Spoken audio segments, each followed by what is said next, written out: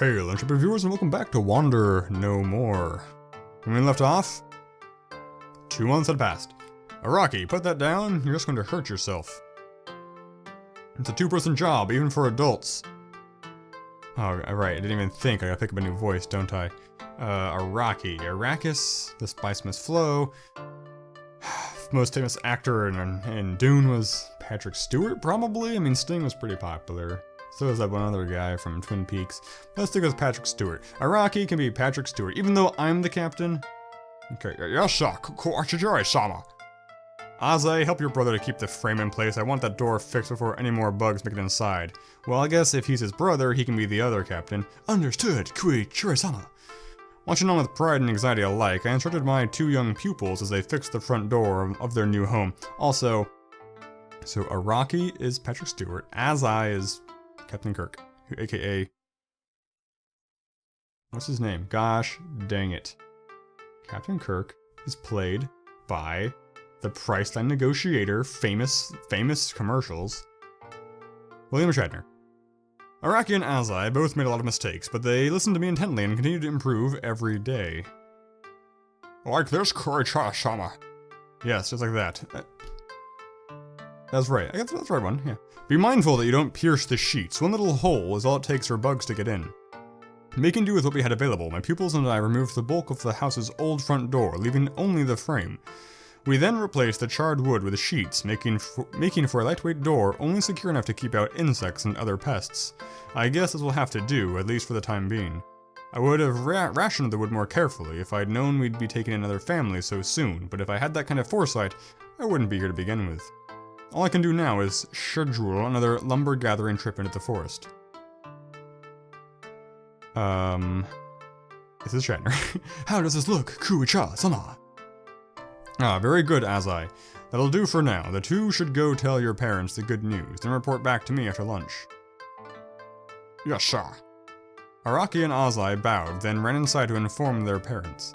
And that would be my cue to check on my own family. By the time I returned home, Chiyo was already waiting for me. She sat in front of the living room table, exercising great restraint as she fought her desire to start eating without me.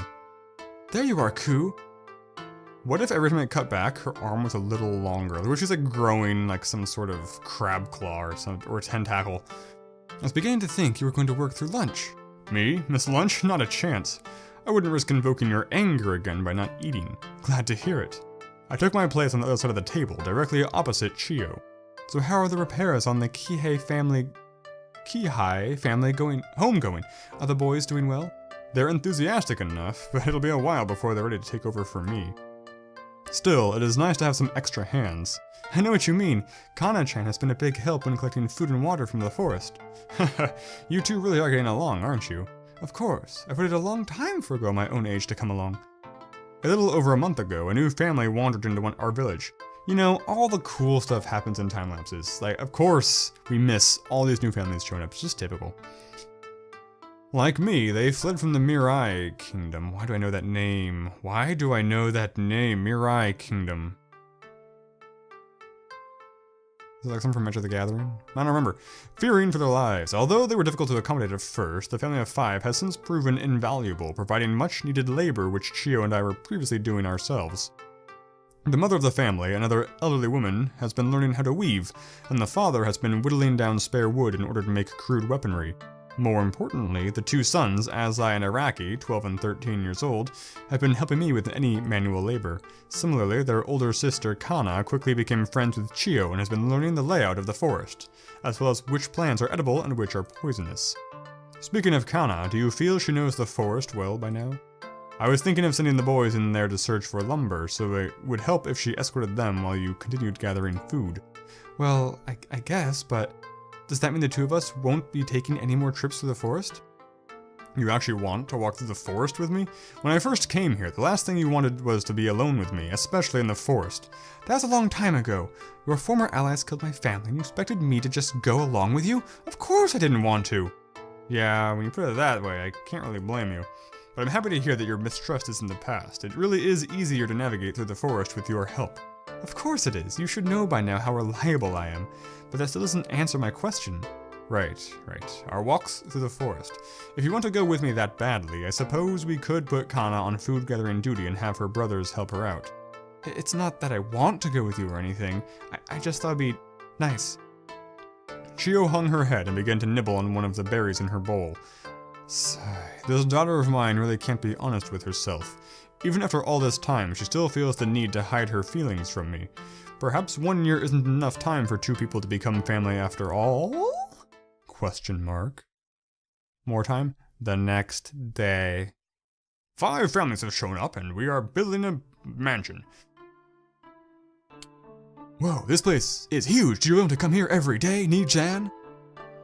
Hey, look, there's a path carved through the bush. I'll race you to the big tree over there. You're on. Oh, Kana. I didn't do a Kana voice yet. Another female. Great. I've already exhausted my repertoire of one female voice. That leaves... English female voice. Hey, hold on a minute. Don't go running off on your own. Ah, jeez. Why don't you two ever listen to me? Shortly after entering the forest, Azai and Arakai ran off. Their older sister, Kana, soon gave chase, but proved no match for her energetic siblings and could only trail behind. Ha, that didn't take long. You know how those two are. They may listen to you intently, but their sister is another matter altogether. I guess that's just how children are. Do you have any siblings, Ku? I know it's a bit late to be asking now, but you're always reluctant to talk about your past, so... It's alright, it's just my old work that I don't like to talk about. And no, I don't have any siblings. But I did have a couple of childhood friends, and they both had siblings, so I know what it's like. That must have been nice. As you already know, I was an only child and there weren't any other kids around my age either. So even if Kana and her family had come along before our village was set alight, I'm sure we still would have wound up becoming friends. Though, I suppose it's for the best they came afterwards, isn't it? Yes, you're right. If the Kihei family had fled the Mirai Kingdom before I did, their deaths would now be hanging over my head, just like so many others. So what were your childhood friends like? Were they good people? Did you remain friends with them when you grew up? Oh, my friends. It's a bit complicated. Is that so? Let me guess. One of them was a girl and the other was a boy? You're right, but it's not what you think. Haru, a while after she found out what Itu and I had been doing for a living, she took her own life. I see. I'm sorry, Ku, I didn't mean to... It's fine, there's no way you could have known that. Yeah, but... Chiyo looked up at me with sadness in her eyes. I wasn't sure if she felt sympathy, pity, or a sense of solidarity given what had happened to her own family. But whichever feeling was behind that look, I couldn't stand seeing Chiyo look at me like that again. Forget about it, alright? Let's go find some lumber before the kids finish up doing their rounds. Okay. Chiyo and I walked through the forest in relative silence. In the distance, we could hear rummaging, in addition to the occasional gleeful shout or cry of annoyance. Nya, you're never gonna catch me, Ni-chan. Oops, almost. You need to work on your leg strength, Ni-chan. Ag, hold on, you brats. Can't you ever just listen to your sister? I'm trying to teach you something important. Whatever, we're working men now. We'll leave the food gathering to the woman. Right. We fixed the house, so you go get the food. That's how society works. You brats. Fine, run through the poison ivy for all I care. Good luck getting out of this forest on your own. Ni-chan. Did Ni-chan just abandon us? I showed the stuff on my lap. Actually, my Patrick Stewart. I had someone before. Patrick Stewart very quickly becomes just friggin' Sean Connery, which is not the same. But it's just easier to add some slash and I suddenly like that exactly. Very clear, very easy to enunciate. Precise. I tried to shut stuff on my laughter as Chiyo and I listened in on the conversation being held between the Kihei siblings. Haha, those three sure do get along well. You could say that again. They're like that every day, yet they always make up in the end. Indeed, they're just like how we used to be. I try to help you or ask you a question and you just brush me off. Well, excuse me for not trusting a complete stranger. Besides, you were far from perfect yourself. I told you time and time again not to follow me, and whenever you did, you wound up getting lost in the forest. Hey, I was just looking out for you. If you say so. At any rate, you seem to have learned your lesson, given that you asked me to be your guide. Why wouldn't I? Nobody in Hatsu village knows this forest like you do. So, elder spirit of the forest, where do you think one might find lumber suitable for repairing houses? Right this way, befuddled traveler. Chiyo led the way deeper into the forest, taking me to an unfamiliar area. Although I didn't know the forest as well as Chiyo, I had spent enough time in there to know the area close to town. So if I didn't know where I was, it was a safe bet that we were in pretty deep. I should really make an axe one of these days. Going this far into the forest just to search for fallen trees isn't practical, nor is carrying back wood over such a distance. The village is in decent shape now, and I have Azai and Araki to help me. Araki? To help me, so I should have time to fashion a few more tools. With ample wood lying around from the toils of the former villagers, not to mention the remains of several houses, securing lumber was never a high priority. My early days in Hatsu were spent utilizing the resources my predecessors had left behind, and using makeshift tools in place of anything more useful, like a hammer or an axe. But with a growing village, ongoing repairs, and the occasional newcomer, relying on existing resources was no longer an option. Okay, this ought to do it. What do you think? Did I come through or what? Chiyo stopped in front of a fallen tree, which had been pierced by a large rock as it landed. It would still require brute strength to tear off anything worthwhile, and I'd need an axe to take away most of it, but it was quite a find nonetheless. You sure did, as expected of my wonderful daughter. You're never going to give this whole father-daughter thing a rest, are you? Like I told you from the beginning, we're far too close in age to be parent and child. Nobody in the village believes it anyway. Why do you even bother saying it? Chiyo stared at me with a serious expression on her face, as though tired of the farce. I know it's not believable, but that isn't the point. Chiyo, what do you suppose the other villagers would think if we weren't parent and child? Exactly what they think of us now, right? Are you sure about that? A young man and woman not related by blood living together, calling one another by their first names without honorifics. Do I really need to spell it out for you? I still don't get it. You don't use honorifics with anyone, do you? And so what if we live together and aren't related by blood? That doesn't mean... Wait a minute, you don't mean... Chiyo's face was suddenly dyed bright red. Only 1 year away from being of age, Chiyo could easily pass for a young bride, especially if her husband was a renowned samurai. But after being on our own for so long and spending every day simply trying to survive, such frivolous thoughts never even entered Chiyo's mind. You must be joking! Who would marry a worthless samurai like you? Come now, there's no need to get defensive. Who's being defensive? I'm just setting the facts straight. Calm down, Chiyo. I have no intention of getting married again. Anyway, I hope that answers your question. I guess. Though it doesn't explain why we're father and daughter, not siblings. She's got me there. To be honest, when I first saw Chiyo in that storeroom, I could only think of her as a little girl. A child who needed protecting, far too young and weak to be my sister. But I was wrong. And now it's too late to change our story. That's because we look so different, you know? When people point out our dissimilar appearances, I can say you take after your mother. Is that right? Well, I guess it doesn't matter. It's too late to change our story now anyway. Phew. Now let's get moving. You get the boys to help you with the lumber, and I'll go look for Kana-chan. Whatever you say, Chiyo. 3 days later. What are these anyway? Oranges? Limes? I don't know what foods are native to Japan. I think I've got it. Careful with that, you don't want to lose a finger. Relax, I'm fine. It's just like Papa showed us. After devoting a few days to stockpiling lumber, Azai and Araki and I undertook a different task than usual. The village no longer required any urgent repairs, and we had gathered enough lumber to accommodate one more family, should they appear. So with the knowledge their father bestowed upon us, our increasing awareness of the forest adjacent to Hatsu village, and more lumber than we needed... Done! My trap is complete! We began to make crude wooden traps. Well done, Azai. Now place the bait in the trap and move on to the next one. Yes, sir. Kouichirou-sama. While the girls have been... Now Shatner's become a surfer bum, hasn't he? While the girls have been doing well in their role of providing berries and fruit for the village, the lack of variety was disheartening. Only once had I tasted flesh since coming to Hatsu, and every day I craved the taste of cooked meat. More and more.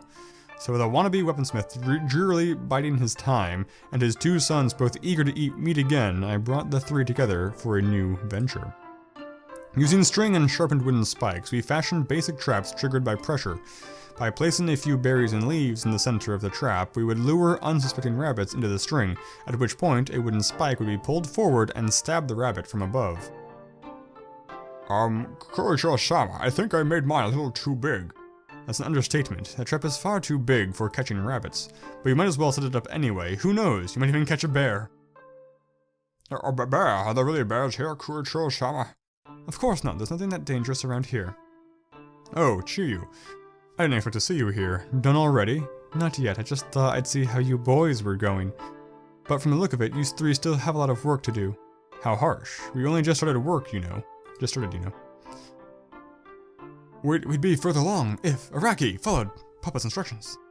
Hey, it's not my fault. He can't explain anything properly. His explanation was fine. It's your brain that needs fixing. Here, come here. Like usual, Azai and Araki began brawling without hesitation. Though typically playful, the two often fought, and all it took was one sly comment from either brother before their fists began flying. Maybe I should teach these two how to wield a sword. Yeah, great. It might do them some good to learn discipline and to vent their frustration productively. That didn't take much. Boys really are violent thugs, aren't they? If you want someone to agree with you, Chiyo, you should really be saying that to Kana. Besides, there's no harm in a little roughhousing. Even when they're this close to the traps they just made? Boys, stop that this instant! Azai and Araki both stopped at my command. They slowly walked back over, paying little attention to the two traps they had just set. Sorry, Kouichirou-sama.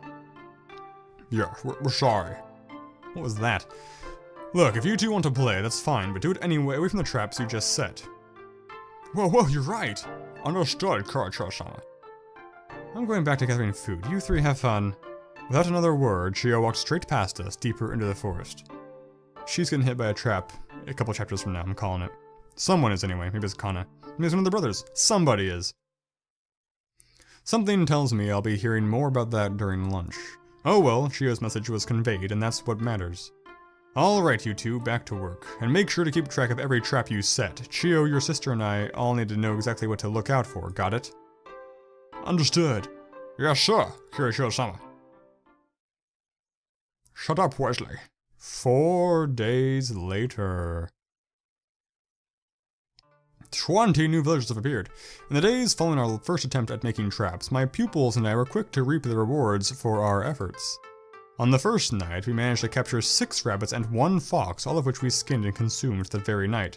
Although we didn't get to eat much, considering how many villagers the meat was shared between, the familiar taste was almost enough to bring me to tears. In light of our success, that day we set up the same traps once again and crafted several more. With the taste of meat still fresh in our minds, Azai, Araki, and I all did our part, setting up literally dozens of traps, limited only by the amount of string at our disposal. Nonetheless, our efforts were rewarded once again. We captured more rabbits than last time, enough to divide up evenly between every member of our small village. They should start farming the rabbits, that'd be great. This pattern repeated once more, and if all goes well, it will repeat yet again today. Okay, 1 bowl of nutritious goodies as requested. While I dreamed of another day's harvest, Chiyo placed my breakfast on the table. On either side I found a bowl of fruit and berries, the same as ever. Why is that rabbit food on the table? We should still have some meat left over from last night, shouldn't we? Ku, you know you can't eat meat every meal of the day, and you can't skip meals either. If you don't want your breakfast, I'm not cooking what you catch today. Hey now, let's not go crazy here. I'm eating alright, just watch me. Without hesitation, I crammed my mouth full of miscellaneous fruits and berries. Chiyo didn't seem terribly impressed, but she didn't lash out either, so I presumed that I was in the clear. Fine, as long as you eat what I prepare for you. Oh, but speaking of meat, have you thought about doing some fishing? I followed the river a bit further upstream yesterday, and it looks like it leads to an underground spring. There were koi swimming around, can you believe that? I always thought it was strange for trees to flourish in the middle of nowhere like this, but if that spring leads to the ocean, then maybe... Kana. Kouichirou-sama, are you there? She's a man all of a sudden. Mid-sentence, Chiyo's attention turned to the door, where she found her new friend shouting as loud as she could. Kana-chan, I'm here, what's wrong? Kouichirou-sama, you're a samurai, right? Please bring your sword and follow me. Without asking any questions, I grabbed my katana, essentially unused since I came to Hatsu, and followed Kana. She led me a short distance into the forest, near where her brothers and I first began laying traps. Kana looked around anxiously on guard as she turned her head back and forth, searching for the danger she hadn't yet warned me about. Even without Kana saying anything, I can guess why I'm here. The large trap Araki made is gone, and there's a lot of blood where it once sat. Far more blood than I'd expect from a rabbit or a fox. Going by the bloody footprints, my guess is that someone stepped in the trap. The only question is, was it one of the boys, or... Ah, there he is! That's one of the boys? A short walk away from the trap had been set. A wounded samurai sat on the ground, nursing his leg. Did he ooh, berries! I could clearly see a large puncture wound where the trap had pierced him. It's my childhood friend, isn't it? And going by the dried blood surrounding the wound, I surmised that he had walked into the trap during the night. Well, well, what have we here? I removed my katana from its sheath and placed the blade against the fallen samurai's throat. Surprisingly, he didn't put up any resistance or draw his own weapon. Instead, the seated man stared at me in shock, as though he had seen a ghost. Who's this guy gonna be? He could be Samurai 1 or Samurai 2. Let's make him Christopher Walken. Captain Nabatame! Sir, is that really you? Although I didn't recognize the man before me, he seemed to know exactly who I was.